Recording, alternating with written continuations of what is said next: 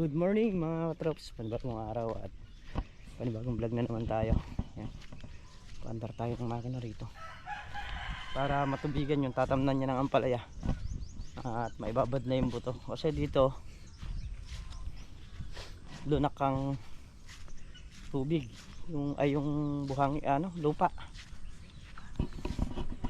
Yan na yung aming itinayo.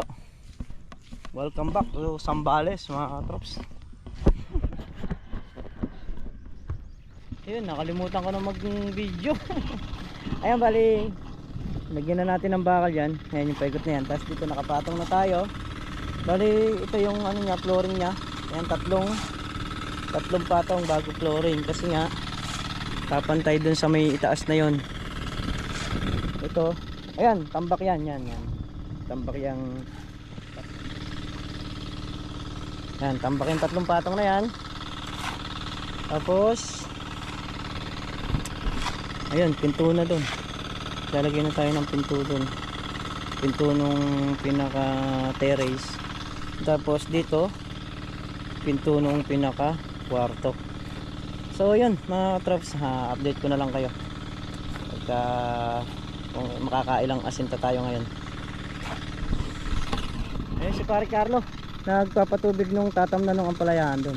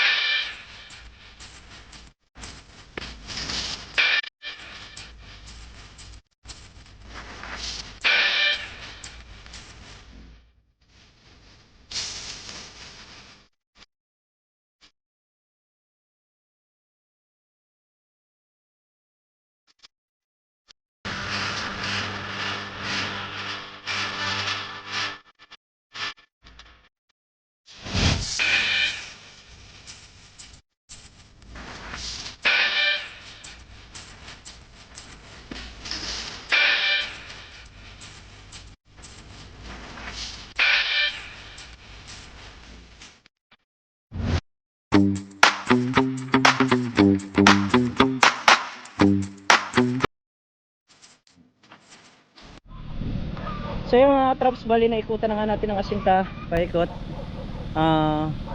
Po-order pa ng buhangin na gagamitin para do sa pang asinta, kasi yung nandito yung pang palitada saka pang flooring.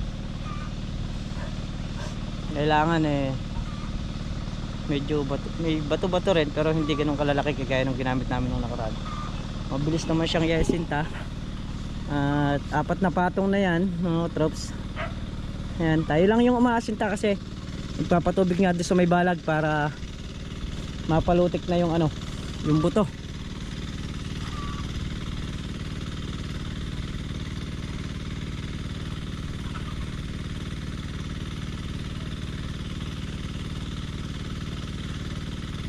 Ayan, kailangan namin sumideline dahil kagaya ko pagka andun lang ako sa Kabyaw mauubos ang laman ng tindahan. Hindi po pwede yung ganon, kailangan may pumapasok. Kung may lumalabas, may pumapasok. Isipin mo, may kulang 2 taon na pag-aalaga namin sa kalamansi, walang pumapasok. Taas nung nakaparte kami, ayun, kaming tatlo nakatagtutunay naman dun sa unang pitas.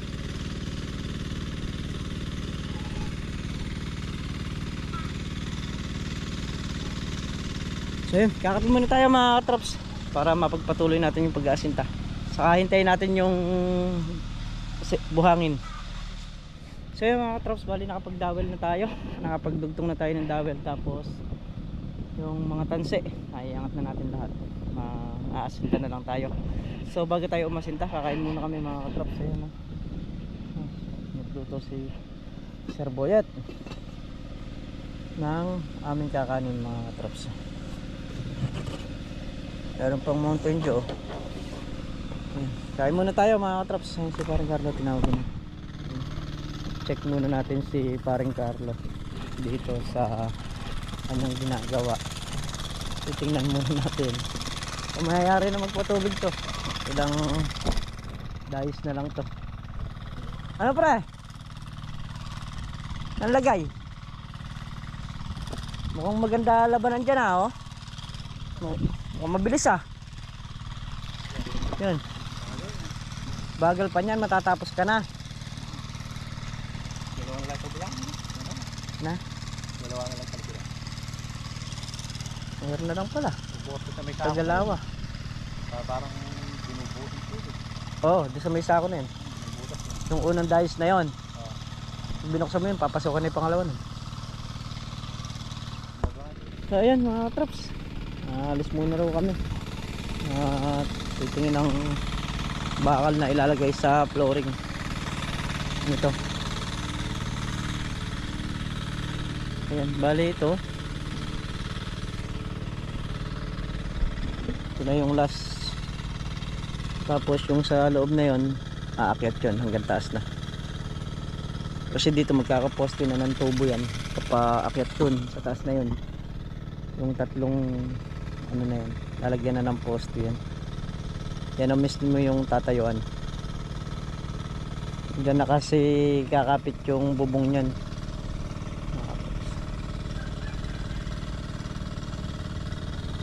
Mataas din tambak nyan, ayan. Sige mo, tatambakan pa ng isang hollow block. Mahigit isang hollow block.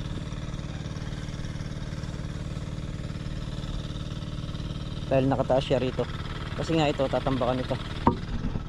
Ang magiging tambak nito, hanggang dito. Dalawang hollow block naman.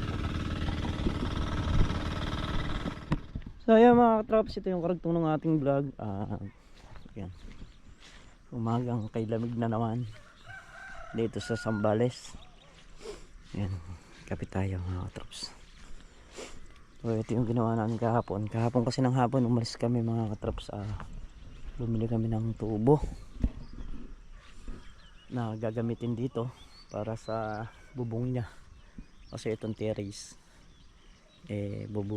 bububungan po yan. Tapos lalagyan po ng extension dito yan, pinakakusina. Merong mga umaani ng kamote rito. Ayan. Parang daming aanihin to Daming sakong nakakalat Pangunahing tanim nga po rito kamote.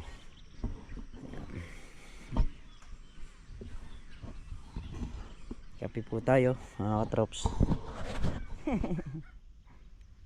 So mga katrops, ganito pala yung pag-ani ng kamote sa Nueva Ecija. Kasi hindi kasi uso dun yung pagtatanim ng kamote. Gawa nung matigas yung lupa sa Nueva Ecija, hindi kagaya dito. Yung lupa niya buhaghag. Ayan mga katrops, sumahan sila ng kamote. Pagkayaring tanggalin ng baging, lahat ng baging alisin. Tapos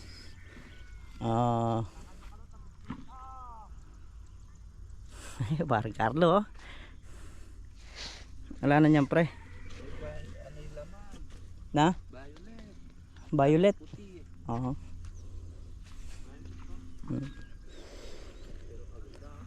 Ayan, ang dayos ng kamote rito, halos ano lang sandang ka lang yung pagitan.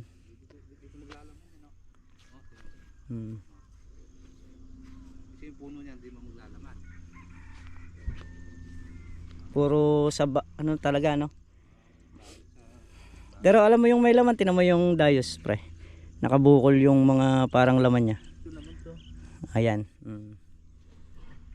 So, ang liit lang nito mga katrops. Ano lang to siguro, kung sa palay mo tataniman to, mga anihang 20. Mga 20 kaban.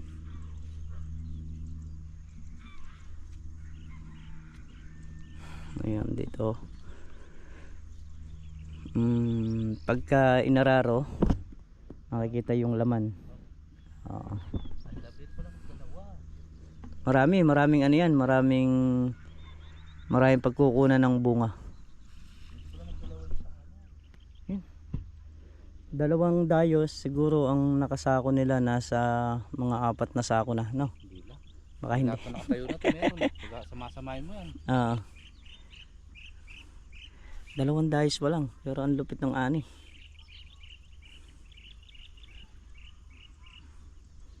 Ito yung mga baging. Pre, kumanguha kang baging. Nakahanap yung pagi. Tanam tayo kin kay bundok. Eh, sinubog doon.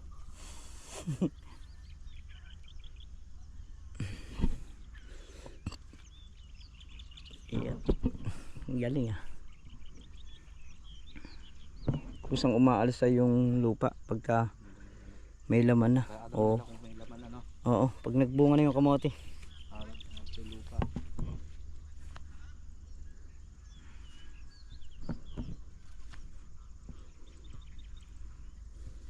Pero mayayari nila to. Na? Walang lang sa tao na. Tatlo yung, bali 4 yung namumulot. Isa yung nag-aararo. Napuno nila sa akin, lulubay na sila. Na? Napuno nila. Dami sila sa akin. Ayun o, kadaming sako. And, ayun, nakaasinta na tayo doon. Nakapag-asinta na tayo doon sa pinaka-terrace niya. And, yan, bundok yan mga trops. Yung paikot na yan. At tapos ito, yan, bundok. Bundok din yan. So nakapaikot siya ng bundok eh. Yan yung lugar na yan. Ayan. Ito yung bunga ng kamote.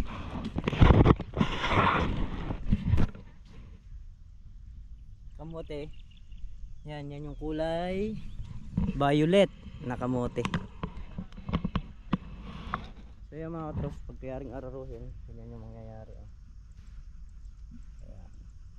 Aalis yung kamote sa gilid. Isang diretso yan, yun. Pagkabila, puro kamote. Kaya magkano po ang kilo ng kuha dito, ng kamote? Ano daw, may pupunta dito kayo na yung panin. 33, kuha niya. Kilo. Ganda po presyo nun, ano? Oo, Pagka- yung 100 kilos, kuha nyon. 3-3. 33. Pero mas mahal yung Taiwan, yung dilaw. Yung pundilaw. Oo. Ah, O, sisipin natin 1 kilo nun. oo.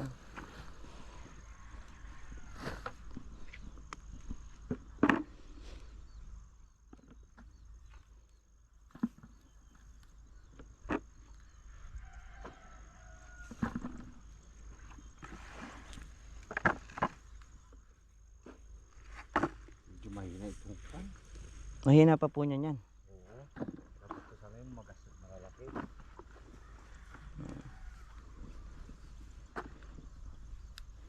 Ang bagay, ngayon lang tayo nakakatang umano niyan, kaya tayo nalalakasan na eh.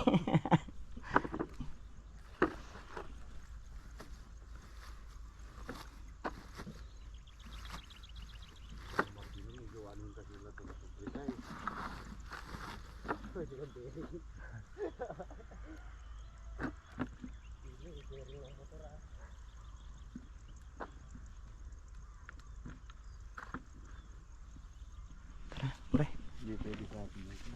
hindi talaga ubra. Ako naman, kulitis, hindi mo kasi nag-arigot. Pag ganun mo, makita mo nakabaon yung kulitis. So yung mga katrops, bali ito na yung sa bintana. Ito na yung sukat nun. Tingnan muna natin kung gano'n yung sukat ng bintana na nandun para maisukat natin dito. Maisentro natin. Dito, puro bintana na yan. Tapatan na. Sa metro natin maganda.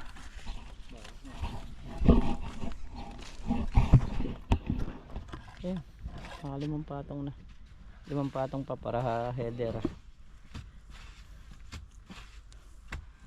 Dito may lagay na so. Karen to. Diyan. Pantay mo sa tansi para mamaya.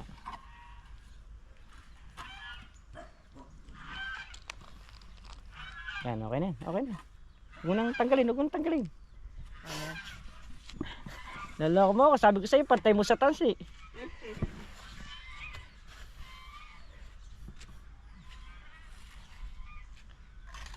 Dito. Ay.